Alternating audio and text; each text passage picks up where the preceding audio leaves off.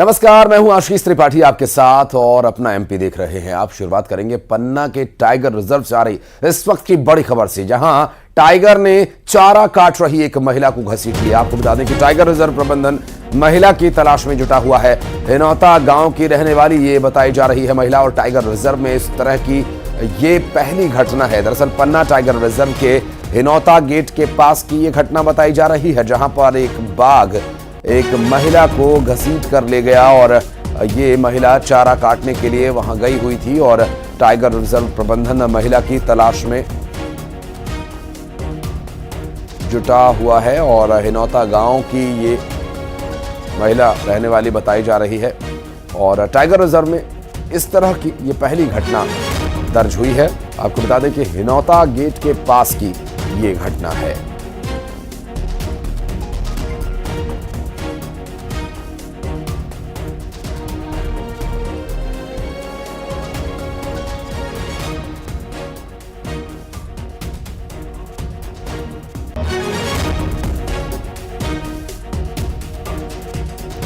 आपको बता दें कि पन्ना टाइगर रिजर्व में हुई इस घटना को लेकर और डिटेल्स जानने का प्रयास करेंगे। हमारे सहयोगी संजय तिवारी इस वक्त हमारे साथ जुड़ गए। संजय, कब की है ये घटना, और अभी क्या महिला की तलाश में कोई अपडेट मिल पाया, कोई जानकारी? जी बिल्कुल, मैं आपको बता दूं, पन्ना टाइगर रिजर्व के हिनौता गेट की यह घटना है। हिनौता गेट में जैसे ही आज तड़के सुबह पर्यटक पहुंचे तो पर्यटकों को रोक दिया गया और बताया गया वहां से 3-4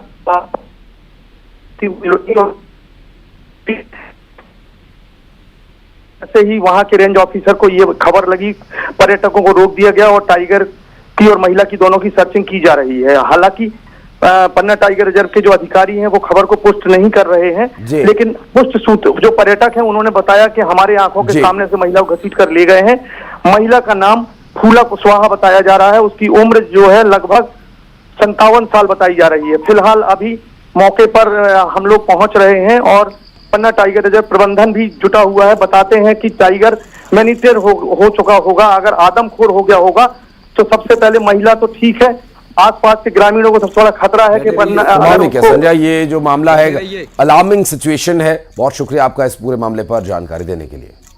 और राजधानी भोपाल के मिंडोरा गांव में टाइगर की मूवमेंट से दहशत है। मिंडोरा गांव में बाघ विचरण क्षेत्र से सटा हुआ है, और गांव से लेकर कलियासोत तक 2 वयस्क बाघों को कई दिनों से यहां देखा जा रहा है। बाघ के मूवमेंट के बाद वन विभाग अलर्ट पर है और लोगों को शाम के बाद जंगल की तरफ न जाने की हिदायत भी दी गई है।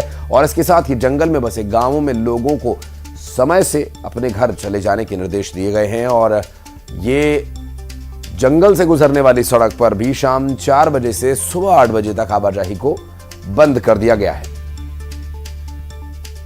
राजधानी भोपाल से सटे कलियासोत और केरवा डैम के आसपास लगातार टाइगर का मूवमेंट देखने को मिल रहा है। इस वक्त मैं केरवा डैम के पास में मौजूद हूँ। या पीछे मेरा इलाका देख रही है, पूरा जो टाइगर मूवमेंट का इलाका, और यहाँ पर टाइगर अक्सर यहाँ पर घूमता पाया जाता है क्योंकि ये उनका रहवासी क्षेत्र है। यही कारण है कि यहाँ पर बाकायदा बोर्ड लगाए गए हैं और लोगों से कहा है कि ये बाघ भ्रमण क्षेत्र है, इसमें जाना मना है, क्योंकि बहुत सारे लोग जो है वो घूमने यहाँ चले जाते हैं। इसके साथ ही अगर मैं आपको बताऊँ तो साफ तौर पर इस पर यह लिखा गया है कि सुबह शाम को 4 बजे से लेकर सुबह 8 बजे तक ये रास्ता जो है वो आम लोगों के लिए बंद रहेगा। लेकिन जिस तरीके से अंदर की अगर मैं बात करूं तो कुछ गांव भी पड़ते हैं, और ऐसे में जो गांव के लोग हैं जो शहर में अपने काम के लिए आते हैं वो ज़रूर यहाँ पर रात को निकलते हैं, तो ऐसे में उनका सामना कई बार बाघ से हो जाता है। और जिस तरीके से बाघ का मूवमेंट इस इलाके में देखने को मिल रहा है, क्योंकि तस्वीरें मैं आपको दिखाऊंगा दूसरी तरफ कि ये जो इलाका है ये पूरा रहवासी इलाका है, मंडोरा ग्राम पंचायत का ये पूरा इलाका है, और इसी ग्राम पंचायत के आसपास जो है वो बाघ का मूवमेंट देखा गया था। उसके बाद वन विभाग ने साफ तौर पर ये अलर्ट किया है कि स्थानीय लोग जो हैं उनको कि इस इलाके में शाम ढलने के बाद वो लोग ना निकलें, लोगों को ये सलाह दी गई है। कैमरामैन मोहसिन के साथ शैलेंद्र सिंह, न्यूज़ 18 भोपाल। और सिवनी के पेंच टाइगर रिजर्व और साउथ जोन के जंगल में आदमखोर बाघ को पकड़ने के लिए वन विभाग का ऑपरेशन जारी है। बाघ को पकड़ने के लिए 100 लोगों की एक टीम मौके पर भेज दी गई है, और कान्हा टाइगर रिजर्व के विशेषज्ञ भी मौके पर मौजूद हैं। बार बार जगह बदलकर बाघ टीम को चकमा दे रहा है। फिलहाल वरिष्ठ अधिकारियों से बाघ को ट्रैंकुलाइज कर पकड़ने की अनुमति मिली है, और इसके बाद रेस्क्यू ऑपरेशन अब और तेज कर दिया गया है।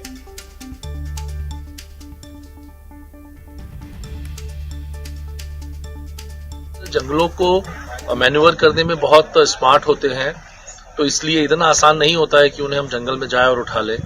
तो लगभग पिछले 3 दिनों से तो लुका छिपी का खेल जैसा ही चल रहा है। कई बार वो टाइगर हमें दिख चुका है, पर डार्ट करने के पहले ही वो जगह छोड़ देता है। तो प्रयास जारी है। लगभग 100 व्यक्तियों से ज्यादा का हमला है।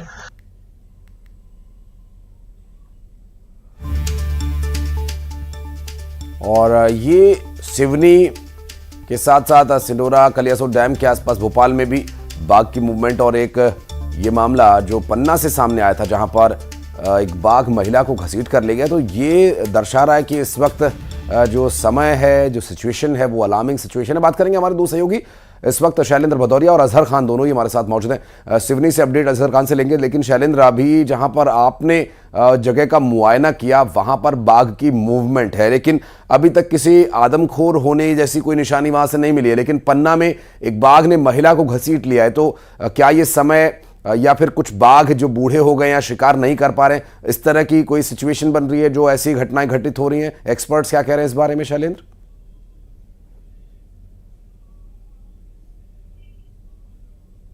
ऐसे में बाघ जो है वो अपनी टेरिटरी में ऐसे इलाके ढूंढता है जहां पर उनको पर्याप्त धूप मिल सके।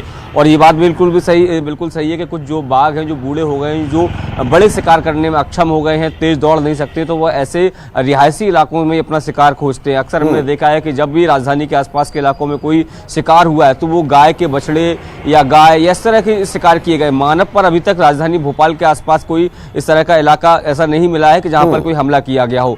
तो इसके साथ ही देखिए एक बात ये भी है कि जो बाघ संरक्षित क्षेत्र है उसमें लोगों का मूवमेंट लगातार बढ़ता जा रहा है, चाहे वह पर्यटन को लेकर हो या फिर दैनिक कामकाज को लेकर हो। लगातार जो लोग हैं वो अपने मवेशी चराने के लिए बाघ बिचड़ क्षेत्र में चले जाते हैं और वहां पर इस तरह की घटनाओं का शिकार होता है, जिसका जिक्र आपने किया कि पन्ना में भी बाघ के एरिया में अगर महिला जो है वो चारा लेने गई थी और उस दौरान उसने हमला कर दिया।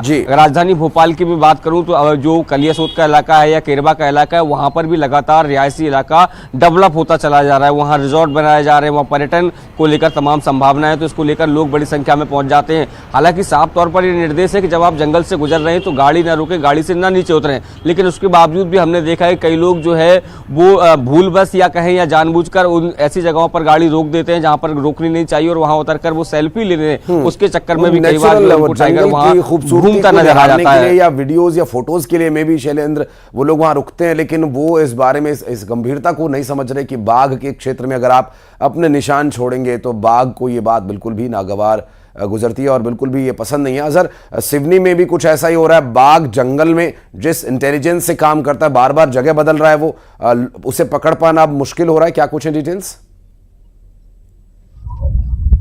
देखिए आशीष जी, बिल्कुल मैं आपको बता दूं कि करीब 1 हफ्ते पहले बाघ ने एक इंसान का शिकार किया था और उस शिकार करने के बाद लगातार उसी क्षेत्र में बाघ का मूवमेंट देखने को मिल रहा था। लिहाजा वन विभाग ने सतर्कता और सावधानी बरतते हुए क्षेत्र में न जाने की लोगों को सलाह दी थी, लेकिन बाघ भी उसी जगह पर लगातार अपनी पैठ बनाए हुए था और उस क्षेत्र से मूव नहीं कर रहा था। तो लिहाजा लगातार करीब 1 हफ्ते से बाघ को पकड़ने के लिए वन विभाग मौके पर था और सर्चिंग करके बाघ को पकड़ने के प्रयास भी कर रहा था, लेकिन बाघ काफी चालाकी से बार बार अपनी जगह बदलकर वन विभाग को परेशान कर रहा था। लिहाजा आज सुबह वन विभाग के वरिष्ठ अधिकारियों से सूचना देने के बाद अनुमति मिली है कि बाघ को ट्रंकलाइज करके पकड़ा जाएगा और फिलहाल इस अनुमति मिलने के बाद पेश प्रबंधन ने अपने रेस्क्यू ऑपरेशन में तेजी ला दी। लेकिन एक शुरुआती जानकारी जो वाइल्ड लाइफ एक्सपर्ट है उनसे मिली है कि लगातार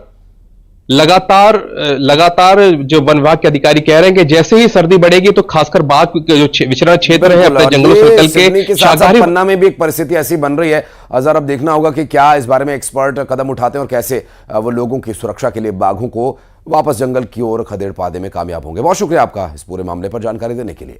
और अब बढ़ते हैं आगे, बात करेंगे ग्वालियर में पीडब्ल्यूडी के सब इंजीनियर की एक युवती के द्वारा चप्पल से पिटाई के मामले की, जहां युवती का आरोप यह है कि सब इंजीनियर ने नौकरी देने की बात कहकर उसे डबरा गेस्ट हाउस बुलाया और उससे नावाजिब डिमांड कर दी।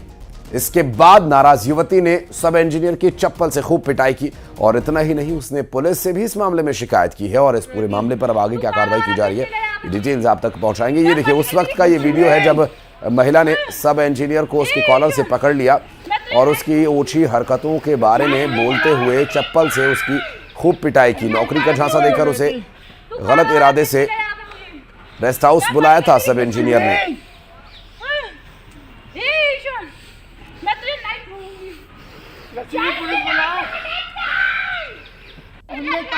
ले गई थी।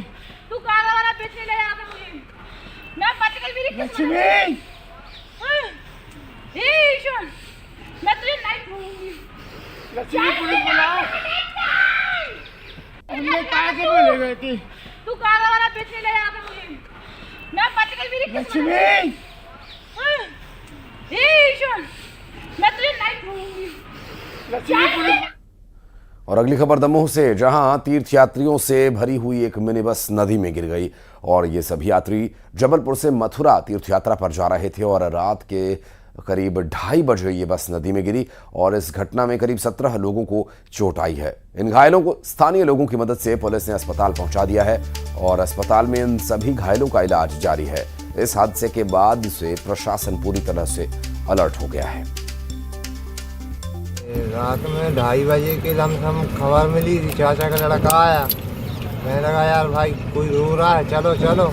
हम उसके देखा, हमें गाज दिखाई दी।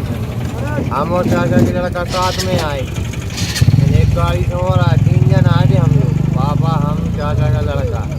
यहाँ पे आए तो हफड़ा दफड़ी मची थी। 17 जन में 2 जन डले थे नीचे। छोटे से लड़के को मुँह से खून आ रहा था और लेडीज पत्थरी भी हो।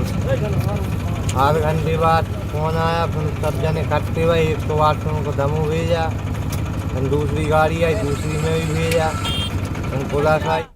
और उज्जैन में भी एक भीषण सड़क हादसा हुआ, जहां पर संघ के पदाधिकारी के दामाद के साथ साथ 2 और लोगों की मौत हो गई।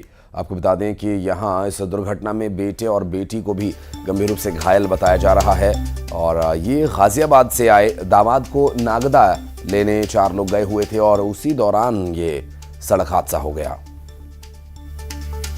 और जबलपुर में मजदूरों से भरी एक पिकअप पलट गई। हादसे में 20 से ज्यादा मजदूर घायल हो गए। 8 मजदूरों की हालत गंभीर बनी हुई है। दरअसल मटर की तुलाई के लिए ये मजदूर जा रहे थे। पाटन तहसील के अमरपुर गांव में यह हादसा हुआ। और खबर रतलाम से, जहां स्कूली बच्चों से भरा एक ऑटो बाइक के साथ टकरा गया और टक्कर लगने में 4 बच्चे इस दौरान घायल हो गए। एक बच्चे की हालत अभी गंभीर बताई जा रही है। दरअसल बाइक सवार 3 युवकों को भी चोट आई है। ये बजाना कुंदनपुर रोड का मामला बताया जा रहा है।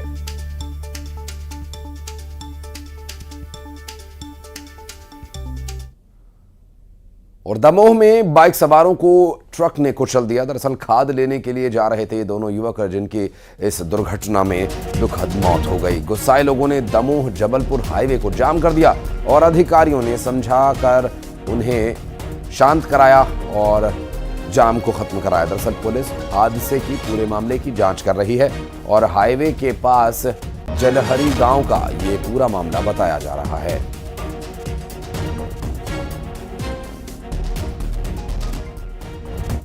और इंदौर से इस वक्त की बड़ी खबर आपको बता दें, न्यूज 18 के संवाददाता को डिजिटल अरेस्ट करने की कोशिश की गई। साइबर ठग ने इंदौर के हमारे रिपोर्टर मिथिलेश गुप्ता को कॉल किया और कॉलर ने दिल्ली कस्टम से इंस्पेक्टर बनकर बात की। गैर कानूनी पार्सल बुक किए जाने की जानकारी देकर आधार कार्ड, मोबाइल नंबर से पार्सल बुक की जानकारी दी गई और न्यू दिल्ली से कंबोडिया के लिए पार्सल बुक होने की बात कहकर मिथिलेश को झांसे में लेने की कोशिश की गई और इस पार्सल में 16 पासपोर्ट्स, 160 ग्राम ड्रग्स होने की बात कही गई। संवाददाता से पूछताछ करने पर साइबर ठग ने फोन कट कर दिया। आपको सुनवाते हैं एक बार कि क्या हुआ था उस दौरान। हाँ जी, आप मिथिलेश कुमार गुप्ता ही बात कर रहे हैं ना? ये नाम सही है आपका? हाँ मैं बिल्कुल मिथिलेश कुमार गुप्ता बात कर रहा हूँ। जरा मुझे आप अपना परिचय देंगे, आप कौन बात कर रहे हैं? इंस्पेक्टर आशुतोष कुमार से बात करो। इंस्पेक्टर आशुतोष जी, कहाँ से बात कर रहे हैं? दिल्ली कस्टम से बात कर रहा हूँ। क्लियर कर दो, क्लियरेंस की बात है। दिल्ली कस्टम से बात कर रहे हैं। हाँ बताइए। मुझे यही पार्सल के बारे में बात करनी थी। ये पार्सल सीज हुआ है दिल्ली कस्टम में मिथिलेश कुमार गुप्ता के नाम से और ये मोबाइल नंबर इस पार्सल में क्या उस पार्सल? मिथिलेश हमारे सहयोगी इस वक्त हमारे साथ मौजूद हैं। मिथिलेश, बड़ा हास्यास्पद सा लग रहा है इस तरह की खबरों पर आपने कितने ही लाइव्स दिए हैं, कितने ही आपके साथ बातचीत हुई है और जो प्रयास इस कस्टम तथाकथित कस्टम ऑफिसर का था वो तो विफल हो ही गया, लेकिन इससे मुझे लगता है कि लोगों में और जागरूकता बढ़ेगी। क्या हुआ था, किस टाइम कॉल आया था आपको? देखिए कल दोपहर लगभग 12 बजे का वक्त था और उस वक्त मैं घर पे ही था और अचानक से एक नंबर से फोन आया और वो नंबर देख के मुझे लगा क्योंकि +87 जिस तरीके से नंबर आया था वो लग रहा था कि ये नंबर बाहर का है और ऐसे ही नंबर से फोन आते हैं। लगातार मैं डिजिटल अरेस्ट की खबरों को कवर कर रहा हूँ, लोगों तक हम जागरूकता पहुंचा रहे हैं, लोगों को अवेयर कर रहे हैं और ये बता रहे हैं कि डिजिटल अरेस्ट जैसा कुछ भी नहीं होता है, डरने की जरूरत नहीं है। और ऐसे ही कुछ कल एक फोन अचानक से मेरे पास आया, अभी तक दूसरे के पास आता था, वो तस्वीर हम दिखा रहे थे, वो जानकारी लोगों तक पहुंचा रहे थे, लेकिन कल जब खुद के पास फोन आया तो ये समझ में आया कि ये लोग फोन कैसे लगाते हैं। ये फोन लगाते हैं तो बाकायदा आपके नाम के साथ लगाते हैं, इन्हें आपका नाम पता होता है। वो एक बार नाम जरूर कंफर्म करते हैं कि आपका ये नाम है और आप बात कर रहे हैं, उसके बाद फिर वो कहते हैं कि आपने जो यहाँ से एक पार्सल भेजा था उसमें ड्रग्स है, इलीगल पासपोर्ट है, 16 पासपोर्ट, MDMA ड्रग्स है, फर्जी आधार कार्ड है, फर्जी ATM कार्ड है, तमाम इस तरीके से दस्तावेज मिले हैं और मैं कस्टम का इंस्पेक्टर बात कर रहा हूँ, आपसे पूछताछ होगी। अब देखिए यहीं से डर का खेल शुरू होता है, अगर आप यहीं डर गए तो बस यही बिल्कुल, और इस डर पर ही काबू पाना है। मिथिलेश, थोड़ी सी जानकारी होने की वजह से ये आप पर काबू नहीं कर सके, लेकिन ऐसी ही जानकारी लोगों को भी रखनी होगी और उनके सवाल के जवाब देने के साथ साथ आपको भी सवाल करने होंगे कि आप कौन बोल रहे हैं और आखिर आप चाहते क्या हैं। बहुत शुक्रिया मिथिलेश आपका इस पूरे मामले पर जानकारी देने के लिए। बढ़ते हैं आगे। टीकमगढ़ में गुंडों का आतंक बढ़ गया है और कोतवाली से चंद कदम की दूरी पर बीच चौराहे पर गुंडागर्दी और मारपीट की तस्वीर सामने आई, जहां गाली गलौज करते हुए एक शख्स के साथ मारपीट की जा रही है और बेहद व्यस्त सड़क पर ही खुलेआम ये मारपीट चल रही थी। टीकमगढ़ से तस्वीर सामने आई।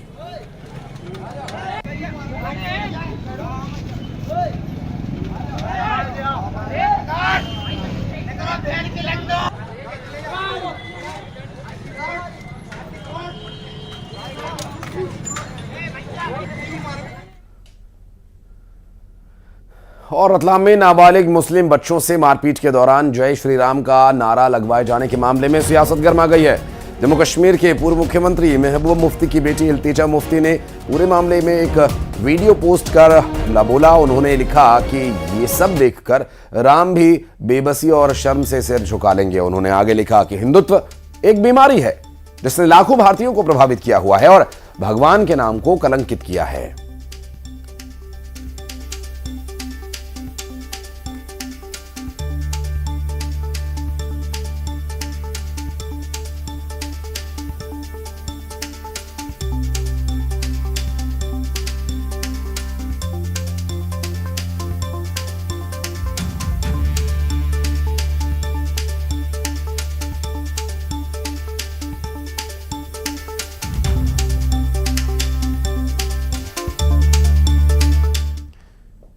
और मध्य प्रदेश के मुख्यमंत्री डॉक्टर मोहन यादव कुरुक्षेत्र में हो रहे अंतर्राष्ट्रीय स्तर के गीता महोत्सव में शामिल हो रहे हैं। गीता महोत्सव में शामिल होने से पहले उन्होंने हरियाणा सरकार को धन्यवाद देते हुए कहा कि कुरुक्षेत्र में भगवान श्री कृष्ण ने 5000 साल पहले जो बात कही थी वो आज भी प्रासंगिक है। मुझे इस बात की प्रसन्नता है कि गीता महोत्सव अंतर्राष्ट्रीय स्तर पर भारत में मनाया जा रहा है और हरियाणा सरकार आज अपने इस आयोजन में बड़ी महती भूमिका रखते हुए हमारे सभी परम पूज्य संत वृंद के साथ उस आयोजन में मैं भी शामिल हो रहा हूं। कुरुक्षेत्र वो स्थान है जहां भगवान ने 5000 साल पहले कौरव पांडवों के बीच अर्जुन को कर्मवाद की शिक्षा देकर के पवित्र गीता का एक तरह से अवतरण हुआ था। भगवान श्री कृष्ण द्वारा जिस प्रकार से वो अपनी बात कही गई वो आज भी समसामयिक है। सीएम डॉक्टर मोहन यादव ने राइजिंग राजस्थान को लेकर राजस्थान के मुख्यमंत्री को बधाई दी है और डॉक्टर मोहन यादव ने राजस्थान और मध्य प्रदेश को भाई भाई बताते हुए कहा कि दोनों राज्यों के लोगों में गहरे संबंध हैं और पीएम मोदी के कार्यक्रम में शामिल होने से ये और निवेश हासिल करेगा। प्रधानमंत्री श्रीमान नरेंद्र मोदी जी के नेतृत्व में सभी राज्यों ने अलग अलग औद्योगिक निवेश के दृष्टि से जो कदम बढ़ाए, मैं बधाई देना चाहूंगा माननीय राजस्थान के मुख्यमंत्री श्रीमान भजनलाल जी शर्मा को, जिन्होंने 9, 10, 11 3 दिन की राजस्थान में इन्वेस्टमेंट के लिए अंतर्राष्ट्रीय स्तर की कॉन्फ्रेंस का आयोजन किया है। इस अवसर पर हमारे यशस्वी प्रधानमंत्री वहां मौजूद रहने वाले हैं। राजस्थान मध्य प्रदेश तो एक तरह से सगे भाई की तरह है, दोनों एक ही जैसे कल्चर में अपनी सारी आबादी को समेटे हुए हमारे अपने उनके दोनों राज्यों के निवासियों के बहुत गहरे संबंध है। ऐसे में प्रधानमंत्री के द्वारा वहां पहुंचना और उद्योगपतियों को निवेश के लिए प्रोत्साहन देना मेरी अपनी ओर से इस पूरे आयोजन के लिए शुभकामना है। और अब बढ़ते आगे फटाफट अंदाज में दिखाते हैं आपको 20 बड़ी खबरें।